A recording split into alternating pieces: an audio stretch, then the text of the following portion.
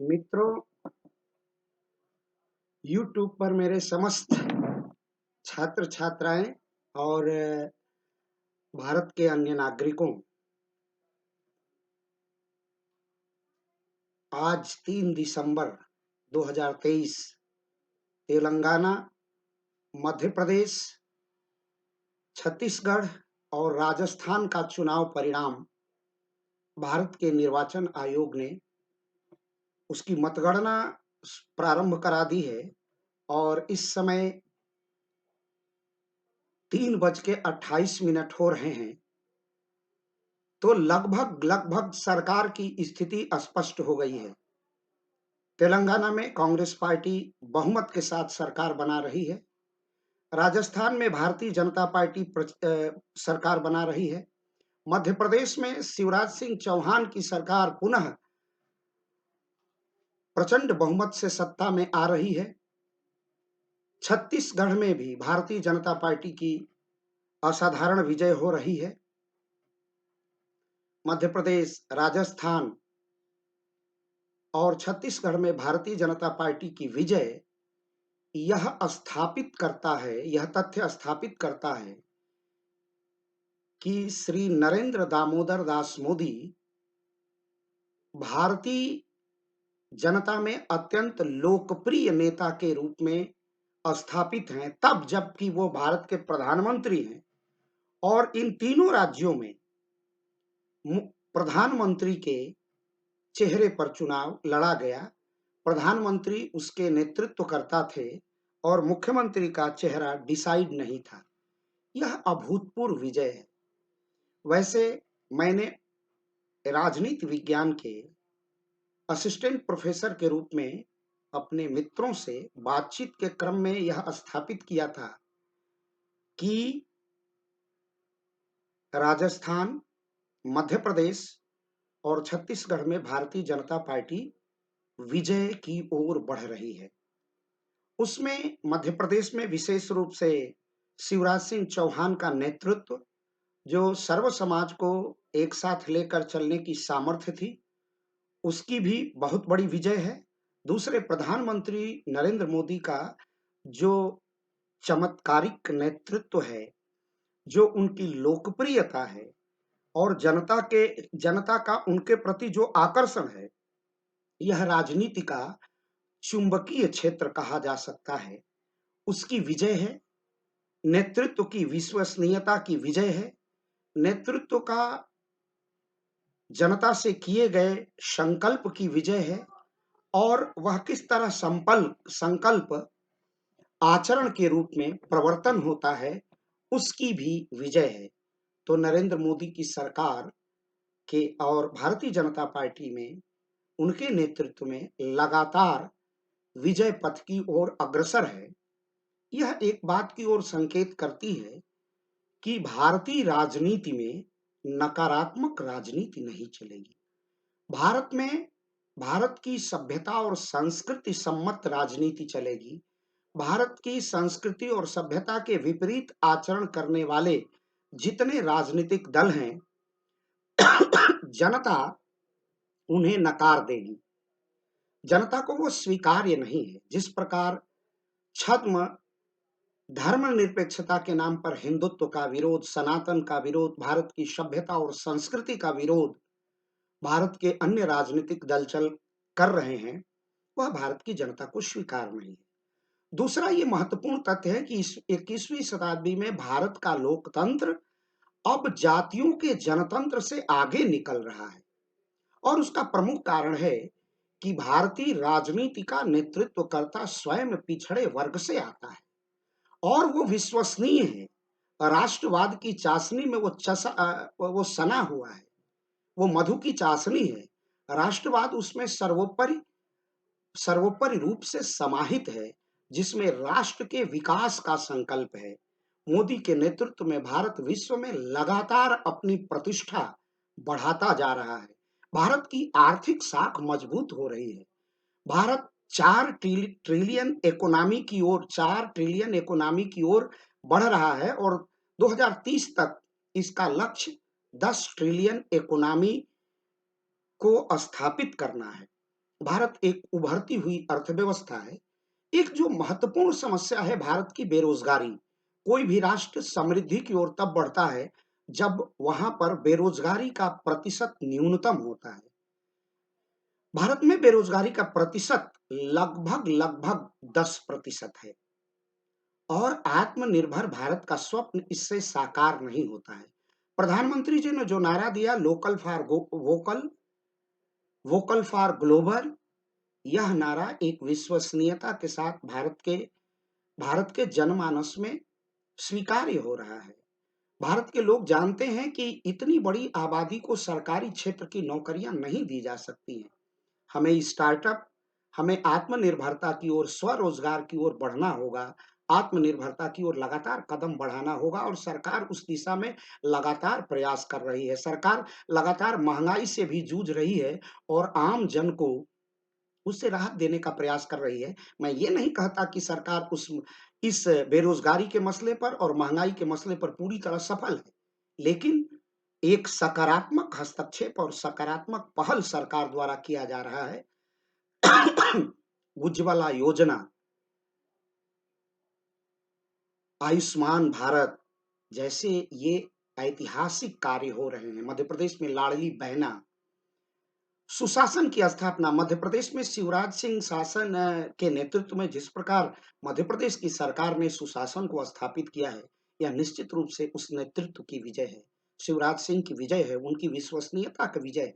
और दूसरा, यह बात शायद आप तक पहुंचेगी और आप उसका अनुभव और अनुभूति करेंगे और आप उसका निष्कर्ष निकालेंगे कि मध्य प्रदेश में शिवराज सिंह चौहान और पूरी भारतीय राजनीति में नरेंद्र मोदी जिस प्रकार जनता से संवाद स्थापित करते हैं, सकारात्मक संवाद करते हैं और जनता के हृदय में अपना स्थान बना लेते हैं।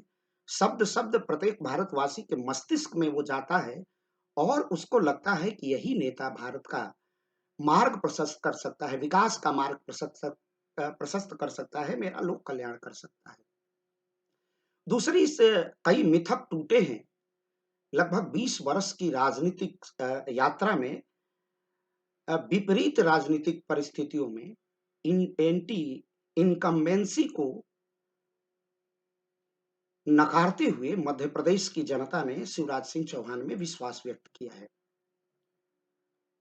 शिवराज सिंह चौहान ने जिस संवाद की शैली में जनता के बीच अपना मन बनाया है और सर्व समाज के मन में बनाया है, वह अद्भुत है। इसी के साथ प्रधानमंत्री की लोकप्रियता और प्रधानमंत्री की जो संवाद की शैली है वो अभूतपूर्व है। जनता से जुड़ने वाला नेता ही जनता का लोकप्रिय महबूब नेता हो सकता है और वो मोदी में सारे तत्व विद्यमान है। इसी के साथ भारतीय जनता पार्टी के राष्ट्रीय अध्यक्ष जेपी नड्डा भी संवाद कौशल में और जनता से सीधे कनेक्ट हो जाते हैं, सीधा संवाद करते हैं और बिना लाग लपेट का संवाद करते हैं और आक्रामक शैली में संवाद करते हैं। वह भी बहुत महत्वपूर्ण रहा है। इसी के साथ भारत के गृह मंत्री और सहकारिता मंत्री अमित भाई शाह का राजनीतिक रणनीति और उनका कौशल, उनका प्रबंधन भी चुनाव जीता है। सभी कार्यकर्ताओं, भारतीय जनता पार्टी के कार्यकर्ता अद्भुत साहस और सामर्थ्य के साथ मैदान में थे और जब नेतृत्व अच्छा होता है तो कार्यकर्ता भी उसके नेतृत्व में कार्य करने में अपनी पूरी ऊर्जा लगा देते हैं। इसी के साथ मध्य प्रदेश में दीपा कुमारी, गजेंद्र सिंह चौहान और जितने वहाँ के पुनिया साहब बड़े नेता हैं, उन्होंने अपना संवाद स्थापित किया है। पूर्व मुख्यमंत्री वसुंधरा राजे ने सिंधिया ने अपना वहाँ संवाद किया है और वो उसी की विजय है, एक-एक कार्यकर्ता की विजय है। लेकिन यह विजय निश्चित रूप से भारतीय राजनीति में सकारात्मक राजनीति की विजय है और एक बड़ा महत्वपूर्ण हुआ है।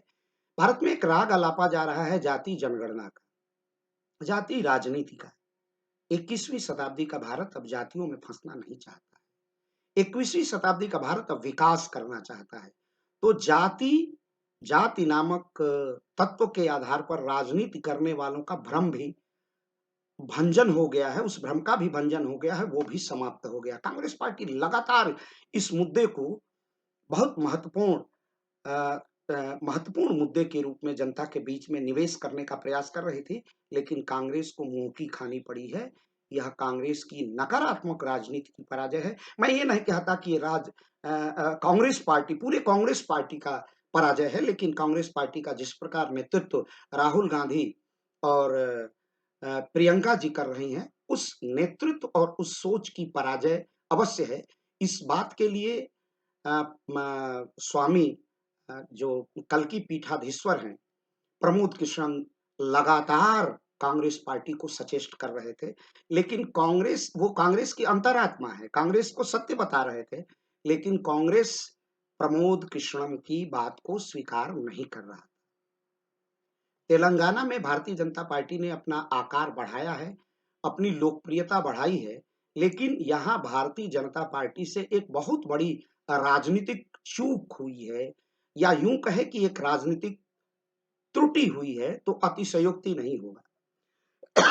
तेलंगाना के चुनाव में प्रदेश कांग्रेस के पूर्व अध्यक्ष बांदी संतोष कुमार बड़ी तेजी से लोकप्रियता स्थापित कर रहे थे और जनता से संवाद कर रहे थे, पदयात्राएं कर रहे थे, पूरे तेलंगाना को घूम रहे थे।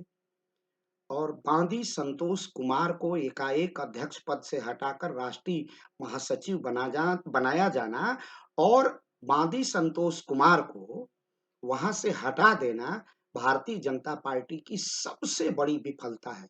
नहीं तो ये मैं नहीं कह सकता कि कांग्रेस वहां सत्ता में नहीं आती और भारतीय जनता पार्टी सत्ता में आ जाती, लेकिन तस्वीर निश्चित रूप से कुछ दूसरी होती और वहां त्रिशंकु विधानसभा बनती, अथवा भारतीय जनता पार्टी ही वहां भी सरकार बना ले जाती, अगर बादी संतोष कुमार को वहां पर नेतृत्व दिया गया होता, उन्हें और बढ़ावा दिया गया होता। तेलंगाना में भारतीय जनता पार्टी ने एक रणनीतिक चूक की है, क्योंकि बादी संभवतः संजय कुमार हैं, मैं संतोष कुमार कह दिया, बादी संजय कुमार जनता में तेलंगाना में बहुत लोकप्रिय थे। तेलंगाना के गांव-गांव, शहर-शहर, गली-गली में उनकी लोकप्रियता थी और वो तेजी से, पता नहीं क्या कारण था, भारतीय जनता पार्टी के अंदरूनी कारण थे कि उन्हें प्रदेश नेतृत्व से हटाया गया और यह बहुत बड़ी चूक थी। नहीं तो तेलंगाना में भी भारतीय जनता पार्टी को बढ़त मिलती, क्योंकि बादी संजय कुमार एक पिछड़ी जात से आते हैं, पिछड़े में उनकी लोकप्रियता है और पिछड़ों में भारतीय जनता पार्टी की प्रसार बढ़ रही है। और कुल मिला के ये निष्कर्ष है, सर्व समाज की जीत है। छत्तीसगढ़ में भारतीय जनता पार्टी के पक्ष में आदिवासियों, वनवासियों की गोलबंदी, पिछड़े, अति पिछड़े और अगड़े भी एक साथ मिलकर भारतीय जनता पार्टी को मध्य प्रदेश में जिस प्रकार साथ दिया है, वह सकारात्मक राजनीति का संकेत है। यह स्पष्ट, अगर कांग्रेस पार्टी को देश की राजनीति में स्थापित होना है, तो उसे नकारात्मक राजनीति से बचना होगा। उसे मैं ये नहीं कह सकता कि आप लोग नेहरू जी की नीतियों से बहुत सहमति रखते हैं, लेकिन उनमें एक लोकतांत्रिक चरित्र था। इंदिरा जी में भी बहुत हद तक एक लोकतांत्रिक चरित्र था। कांग्रेस पार्टी को उसे अपनाना पड़ेगा। कांग्रेस पार्टी को उस अंतरात्मा की आवाज सुननी पड़ेगी जो कभी कांग्रेस पार्टी में चंद्रशेखर जी हुआ करते थे, और वो उनका निकलना, वैसे लोग कांग्रेस से निकले, ये कांग्रेस का दुर्भाग्य था। ऐसे कितने नेता कांग्रेस में हैं, गुलाम नबी आजाद जैसे नेता कांग्रेस पार्टी से किनारे लगा दिए गए और बाद में मजबूरी में उन्हें कांग्रेस पार्टी से त्यागपत्र देना पड़ा। ये वस्तुतः कांग्रेस पार्टी की अंतरात्मा है, कांग्रेस पार्टी के मूल्यों पर जीने वाले लोग थे। प्रमोद किसान उसी कोटि के नेता हैं, और नेता इसलिए भी हैं कि उन्हें भारतीय धर्म, संस्कृति, परंपरा, अध्यात्म की गहरी समझ है। और भारत में इस देश के सबसे बड़े साम्यवादी और बौद्ध अध्येता राहुल सांकृत्यायन ने भी कहा था कि भारत में अगर साम्यवाद का सपना देखना है तो गंगा को नदी नहीं, गंगा मैया कहना पड़ेगा। शायद ये बात कांग्रेस को समझ में नहीं आती है। कांग्रेस को समझना पड़ेगा कि वैष्णव जन के तेते न कहिए रे पीर पराई जानी रे। इसी के साथ भारत में राम को समझना पड़ेगा, कृष्ण को समझना पड़ेगा और शंकर को समझना पड़ेगा, और तीनों को समझने में कांग्रेस लगातार भूल करती है। कांग्रेस लगातार अपने को हिंदू विरोधी और मुस्लिम समर्थक घोषित करने पर आमादा हो जाती है, यह भारतीयता नहीं है। इस देश में मुसलमानों के हर फिरके मौजूद हैं जो विश्व में कहीं नहीं है। इंडोनेशिया के बाद विश्व की सर्वाधिक मुस्लिम आबादी भारत में रहती है। वो इसीलिए रहती है कि यह देश बहुसंख्यक हिंदू समाज का है और हिंदू समाज का हृदय विशाल होता है। अगर उस विशालता को अपनाने का सामर्थ्य जिस राजनीतिक दल में होगा, वह राजनीतिक दल ही भारत पर राज करेगा। अन्यथा अन्य राजनीतिक दल भारत से उसी प्रकार मिट जाएंगे जैसे कम्युनिज्म इस देश के धराधाम से समापन की ओर अग्रसर है। उसका अवशेष मात्र है, लुप्त प्राय बिंदु रह के रह गया है। उसी प्रकार की दुर्गति कांग्रेस के भी होगी अगर कांग्रेस में सचेष्टता नहीं है। मैं नहीं कहता कि वो आक्रामक हिंदुत्व की राजनीति करे, लेकिन वह सत्य की राजनीति करे। ये देश राम का है, ये देश कृष्ण का है, ये देश शिव का है, और उसमें राम को काल्पनिक बनाना कितनी बड़ी भूल होगी, यह कांग्रेस के घनघोर पराजय से निश्चित होता है। डॉक्टर लोहिया जैसा मनीषी भारतीय राजनेता रामायण मेला लगाता है। कितना बड़ा, शायद डॉक्टर राम मनोहर लोहिया से सीखने की आवश्यकता है कांग्रेस पार्टी को। आज यह त्वरित टिप्पणी यहीं तक। सभी श्रोताओं को नमस्कार।